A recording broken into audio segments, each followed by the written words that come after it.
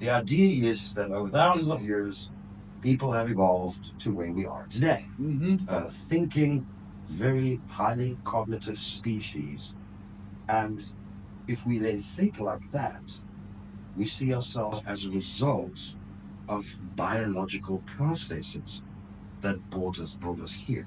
Yes. And thereby it negates all religions as human fantasy instead, right?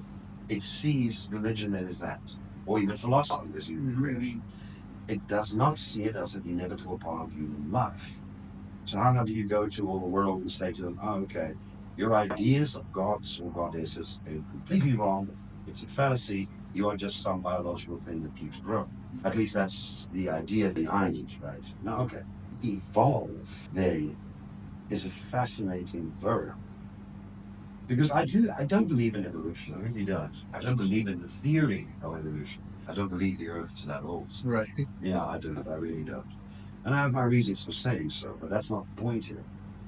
I do, however, like to believe in the verb to evolve. Now, what the hell do I mean by that? I mean to say that every day humans grow in their hearts and in their minds. Yes. Yes. From a young person, you become an adult. That already is a different kind of evolution. Yes.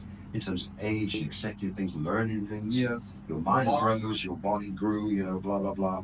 So many aspects of your life you've now evolved, and that's a normal arc, right? That kind of evolution I'm getting into. But also in your character. Like when you were younger, you didn't know much about the world. You didn't know much about yourself, so you behaved in a certain way. But as you grow up and you learn lessons from life, you begin to realize, oh, I was wrong. You changed your behavior. And that, yes, yeah, so the evolution of a person's characters. But now where does transhumanism come into this? Transhumanism comes from the idea that evolution of humans from single-cell organism to this complex creature that we are today took too long and is still happening. Yes.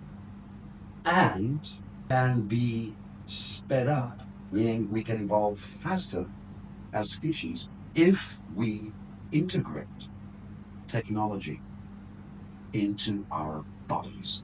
Listen to that again. Integrate or put inside yourself technology in order to evolve more. Walter, would you like a microchip in your brain to help you access the internet? So if you don't know the answer to something, you don't need your device. You just go, okay, I know the answer, right? Would you like that? I like that. Get promotion much faster. Know how working just account result. I like that. But you see, in there lies our problem. If we then get our kids to all get microchips in their heads, well, that effectively will stop the world of education. Yes. That means society will change because no child will ever have to go to school again or university again, which means our degrees will mean nothing. And of course, some people who can afford it will get the chip in, and people who cannot afford it will not get the chip. And so you will get a different class of society. Yes. Now it's not about rich, middle class, or poor. Now it's about the smartest versus the normal. Yes. If the lack of a better term. That's the big issue. Exactly. So this is where transhumanist thought comes in. What will happen to us if we integrate technology with the human body? Literally changing ourselves in an attempt to take control of our evolution. Because evolution says that for thousands and millions of years, yes, our evolution was out of our control. Now, with technology, we can take control of our evolution by putting technology inside of us, effectively merging the biological with the technological. It does sound like a science fiction book, doesn't it? Yes. Hollow moves. Lots of Hollywood movies, lots. Like The Matrix would be one of them. Some Star Trek movies. There's so many.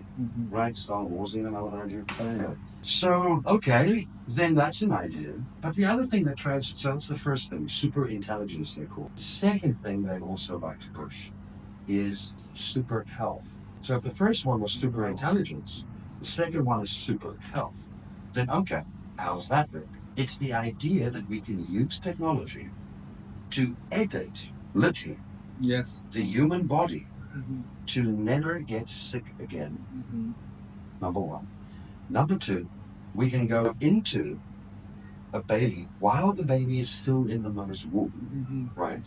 And we can edit the baby's genetics or genes so that that baby will also never get sick or will never get mental issues or will never get any of those biological things that may happen rightly or wrongly. We can even change the baby's appearance. Yes. You want your baby to have blonde hair, blue eyes? But anyway, or do you want your baby with black hair? What color hair do you want? Yes? How big do you want your baby to be? You know, you can edit everything and by the use of technology. Should we do it? Why not? This is what transhumanist thinkers are asking. Interesting question. But along with that, there's another thought that comes out. So if we can be super healthy, that's only half the point. The other half of the point is the logical conclusion. If we can stay healthy forever, hang on, forever? Yes. Transhumanist thought wants to treat aging, the process of getting older, not as a normal part of life anymore. They want to treat it as a disease. Aging is a disease, according to the transhumanist thought. Isn't that interesting? Yes. So if you change it like that, okay, what does that mean? That means your death does not become inevitable. It becomes choice. Yes. That means you can choose to live for 200 years, 1,000 years, and then you can choose when you want to die. You become in charge of your own life or death. Isn't that amazing? Yes. Like, wow, seriously, what does that mean? Question, do you want to live forever? As the old song used to ask. In those real society, some people want to live forever, but other people, I don't think so. No, definitely not. I don't know. I think, life is supposed to be for a certain time. If you can stop, and not get so sick all the time, if you have some real issues, and that could be cut out and fixed, why not? Yes. But to take that technology further and to give you eternal life on this planet is scary. And it scares the different religious communities a lot because, different religions believe that you are only on Earth for a certain time and for a certain purpose. Yes. And in that allocated time, however long that might be, you got to do whatever your God put you on Earth to do. Now, if we can extend that time, what does that mean in terms of religion's ideas about that God's purpose for you? You see, then it becomes a very different question.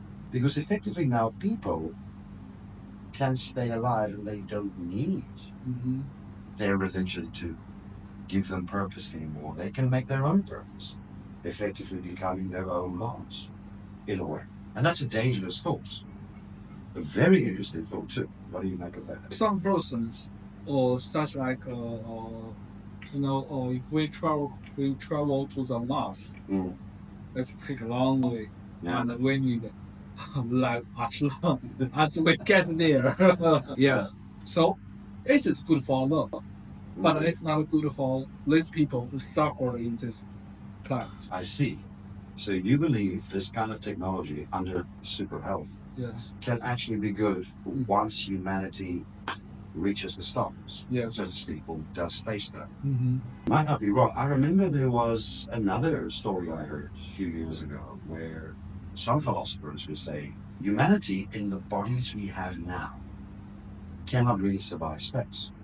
So number one, we either have to build very sufficient and effective spaceships, or when we get to a planet like Mars, build a proper place that can handle our biological bodies as is. Or we need to change them. This is another part of human intelligence, or super intelligence, or transhumanism, superintelligence, and transhumanism, super health, that the idea we can copy a mind, place it in something else, not a human body, but the mind is still there.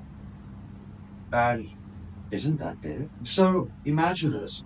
You're from Earth, we upload your mind in some machine, then we put you in a spaceship, you're very light. We get you to the other planet, Mars, or somewhere in Proxima Centauri. We drop you there. Then, with a 3D scanner, you make yourself a body that will suit that planet's like atmosphere and pressure and gravity. Maybe it looks like a normal human body, or maybe you need 3 legs and 4 arms. I don't know. Different planets may call for different biological bodies, but you can transplant your mind from your machine back into a applicable body for that planet. Sure, by all means, it sounds like science fiction, but transhumanist thought or ideals can make that happen. It's almost crazy. Like I say, many religious communities will see this as sacrilege, like really a big problem, right? And yet, if we were to believe in evolution or human evolution, then perhaps technology in that case is the only way to push the human race forward. It's an interesting thought. Yes. Anyway, let's get to the third one. So the first one we had was from transhumanism was superintelligence. The second one we had was super health, where we can outlive forever if we wanted to, or transplant our brains from one thing to another thing. Oh my gosh. But then the third one, guess what that is? Well-being. Now, it's great if you're very smart. It's great if you can live forever. But what about your happiness? You see that? You'll feel it, because human beings, fundamentally, according to transhumanism and evolution itself, is a feeling entity. At least they admit that. But okay, as a feeling, they do see human emotion as the result of chemical precursors in the brain firing between neurons and whatever. That's how they interpret emotion. Right? Now, given that they interpret it like that, how then do you get, by means of technology, a human to be happy all the time? I like it when in China people always say, I wish you happy every day. 我希望你一直开心。Yeah, that one. So, it's interesting, I wish you happy every day. It means I wish you eternal happiness, right? But now, with transhumanist thoughts and evolution and technology together, okay, we can use CRISPR technology, again, to edit your hormones needed to always function on a place of happiness. We can go inside your brain, change the chemistry to make sure that you never get depressed or sad. So, on the one hand, with transhumanism, we can then, number one, make you super smart. Number two, can make you live forever, very healthy, and change your appearance everywhere.